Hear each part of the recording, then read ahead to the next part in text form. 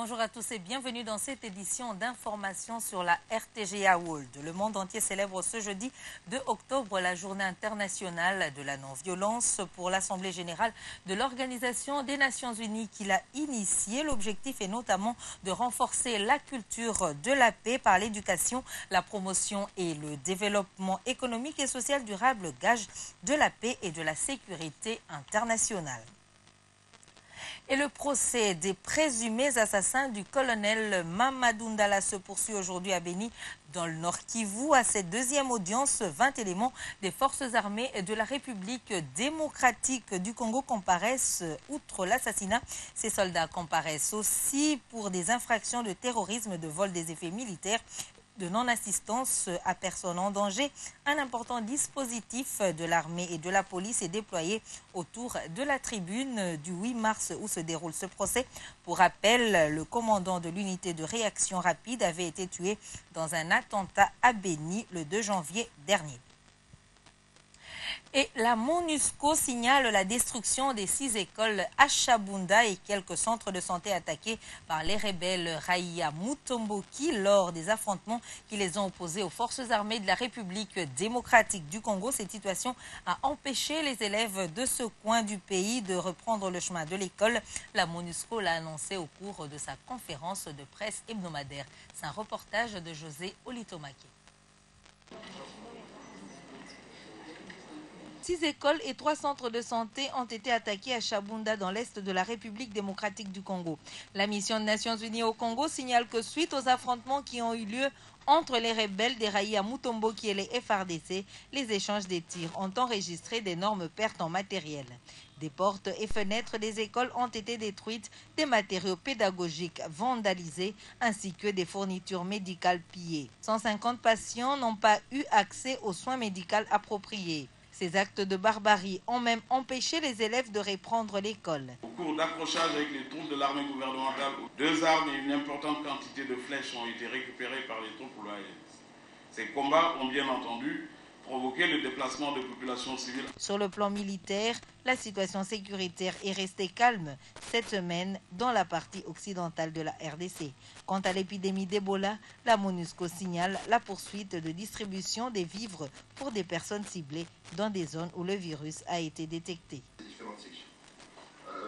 De ces images de Francis Ziamundele, parlons du Premier ministre Matata Ponyo qui a inauguré mercredi le Centre national de commandement, de contrôle et de coordination et le bâtiment de service de gestion et entretien des infrastructures de la police nationale congolaise. Le C3C a pour mission de fournir une réponse permanente, appropriée, coordonnée, contrôlée de la police nationale congolaise pour mieux répondre aux besoins sécuritaires de la population. Vicky Moukeba et Chimska Pangala nous en parlent.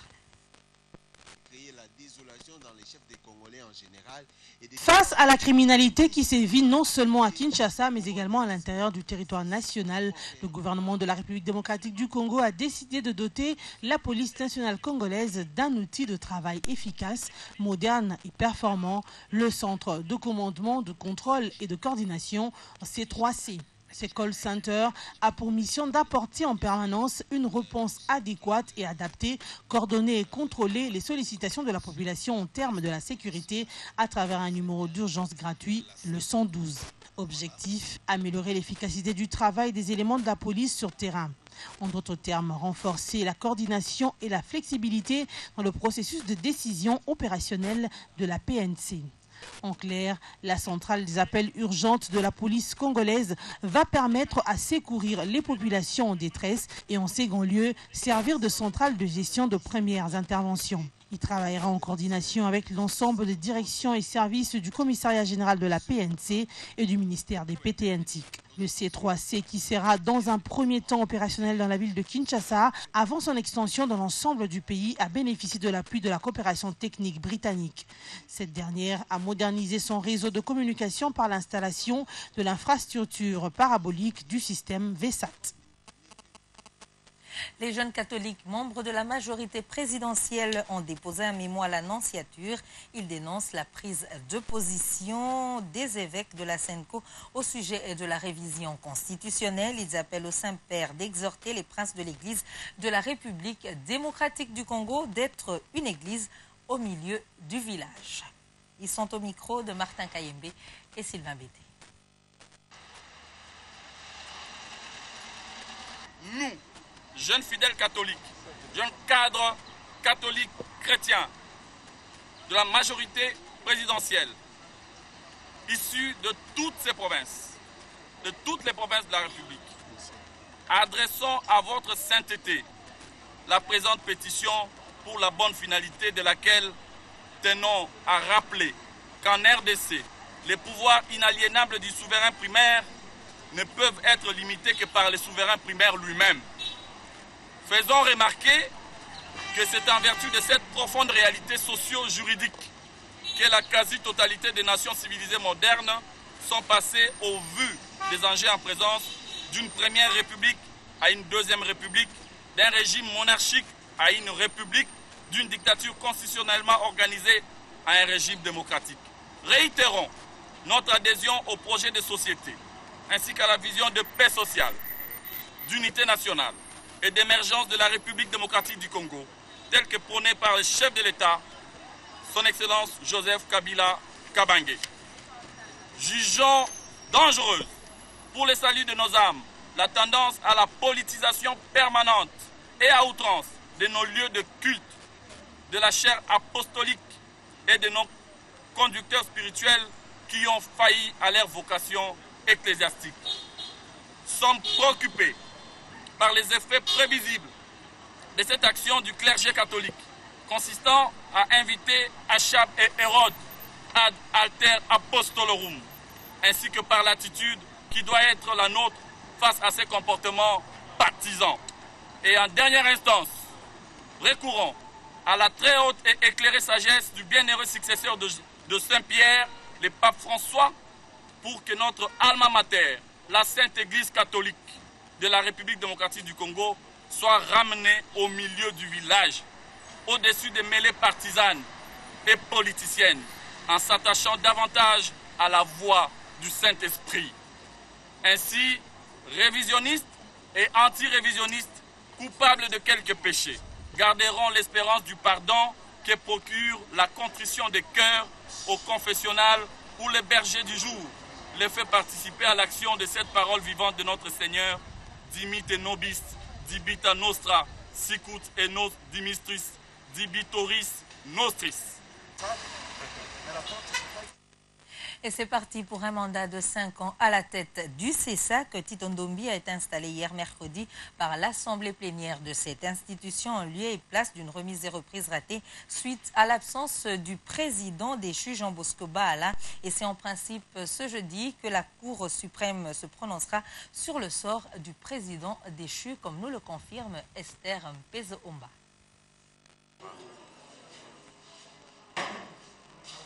C'est fait, le Conseil supérieur de l'audiovisuel de la communication a un nouveau président.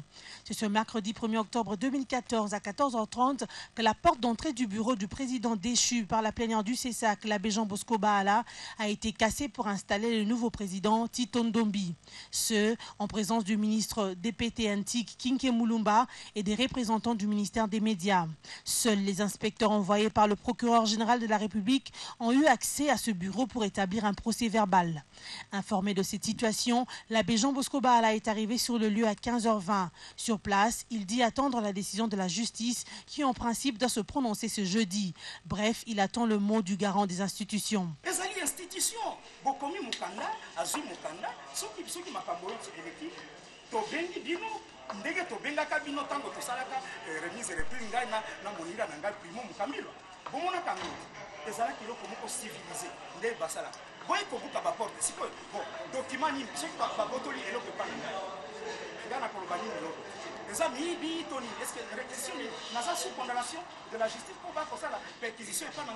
En fin de compte, le président élu par la plénière du CESAC, Tito Ndombi, a été installé aux environs de 16h. Le nouveau patron du CESAC promet de travailler pour l'intérêt de tous. À vous, mes collègues, un message de confiance. Je mesure l'ampleur et le poids de la tâche que vous venez de me confier. Mais, je vous l'affirme ici, il n'y a pas de défi impossible à relever dès lors qu'une volonté commune nous anime, qu'une direction claire est fixée et que nous mobilisons pleinement nos forces et nos compétences. En tant que président du Conseil, j'assumerai pleinement mes responsabilités, mais je ne me substituerai pas à la plénière pour décider de tout. Le CESAC n'épargnera aucun effort pour protéger les médias, mais dans le respect de l'éthique et de la déontologie, a conclu Tito Ndombi, le nouveau président du Conseil supérieur de l'audiovisuel et de la communication. Un regard en province où le gouvernement provincial du Bas-Congo est déterminé à offrir à la population un service de qualité d'adduction d'eau potable à Matadi. Le vice-gouverneur du Bas-Congo, Atou Matoubouana, en a parlé avec une délégation de la Banque mondiale. Richard Chako Kanyengele.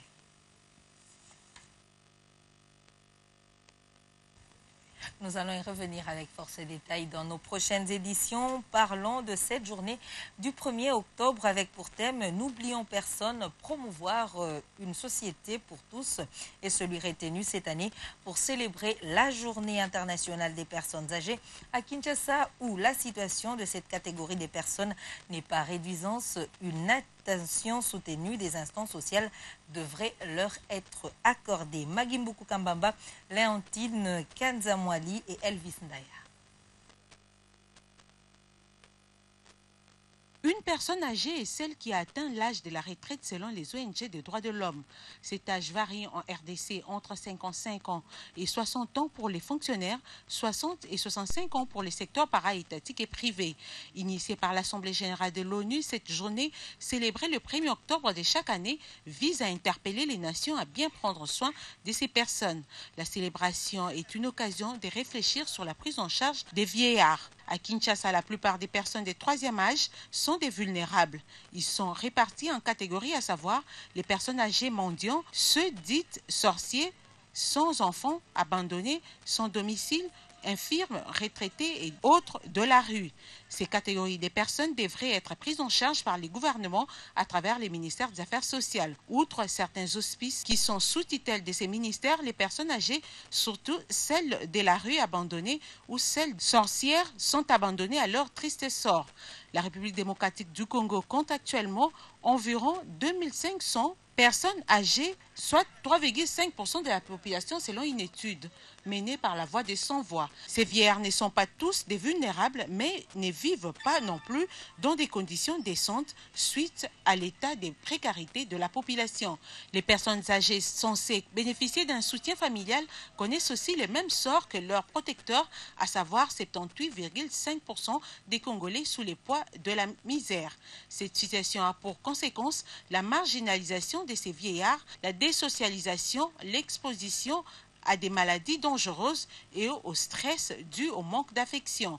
Au regard du thème de cette année, n'oublions personne, promouvant une société pour tous, le gouvernement doit multiplier des efforts pour prendre en charge ces personnes âgées. Raison pour laquelle le secrétaire général de l'ONU a dans son message à cette occasion invité le monde à ne pas abandonner ces vieillards. Alors que la journée internationale des personnes âgées a été célébrée le 1er octobre, il y a lieu de s'interroger sur la prise en charge des vieillards à Kinshasa. Outre les personnes âgées internées dans certains hospices de vieillards qui vivent dans des conditions difficiles, sont abandonnés à leur triste sort au vu et au su des autorités. Des précisions dans ce papier de réflexion que signe Magimbuku Kambamba Mzembe. Au moins une cinquantaine de pensionnaires sont internés ici à l'hospice de Kabinda.